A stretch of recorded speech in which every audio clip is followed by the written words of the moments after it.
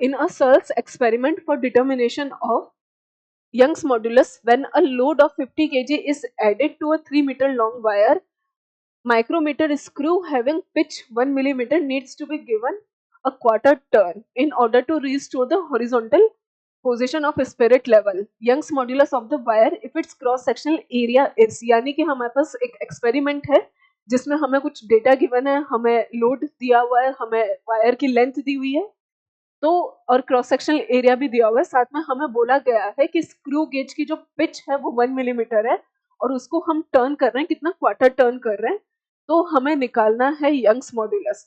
अब देखो सबसे पहले जो जो डेटा गिवन है वो हम लिख लेते हैं। तो हमें क्या क्या डेटा गिवन है, हमें गिवन है सबसे पहले लोड, हमें गिवन है लेंथ ऑफ वायर, तो हम सारी वैल्यूज लिख लेते हैं। गिवन लोड, लोड है हमारे पास 50 kg, length of wire, length of wire हमारे पास कितना दिया हुआ है, हमें 3 metres, length of wire is 3 metre. Then उसके बाद हमें गिवन है cross sectional area, cross sectional area भी हमको क्वेश्चन में गिवन है।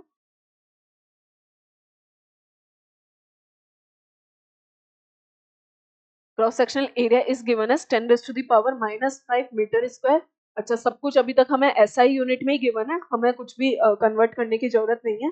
उसके बाद अब हमें निकालना है इलोंगेशन। अब देखो इलोंगेशन हमारा कितना हो जाएगा, डेल्टा एल, हमने कितना उसको टर्न किया, क्वार्टर टर्न किया है, तो हम ऐसा बोल सकते हैं हमारा जो इलोंगेशन निकल कर आएगा, elongation will be, elongation delta L will be pitch का हमने कितना टर्न किया, क्वार्टर टर्न, तो 1/4 टाइम्स ऑफ पिच। तो इलोंगेशन हमारे पास निकल कर आ गया, पिच हमें गिवन है 1 मिलीमीटर, तो ये हो जाएगा हमारे पास 1/4 मिलीमीटर। इलोंगेशन भी निकल गया। अब हमको क्या निकालना है, हमें चाहिए यंग्स मॉड्यूलस। यंग्स मॉड्यूलस का फॉर्मूला हम जानते हैं। यंग्स मॉड्यूलस का फॉर्मूला क्या होता है हमारे पास, y इज इक्वल टू, अच्छा इसको SI यूनिट में कन्वर्ट कर दो, सो दैट हमारे पास 1/4 इंटू 10⁻³ मीटर। ये सारी वैल्यूज हमारे पास आ गई है। हमने इलोंगेशन ले लिया, लेंथ, लोड सब कुछ हमारे पास है।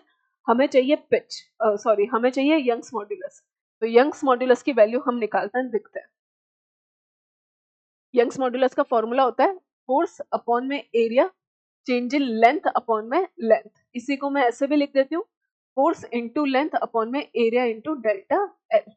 वैल्यूज पुट करते हैं। फोर्स हमारे पास कितना है, mg, फोर्स कितना हो जाएगा, लोड mg, फोर्स को mg बोलते हैं, तो हमारे पास 50 इंटू जी की वैल्यू 10, लेंथ ऑफ वायर कितनी गिवन है हमें 3 metres, upon cross sectional area हमारे पास है 10⁻⁵ metre square, length change in length elongation है हमारे पास 1/4 इंटू 10⁻⁻3।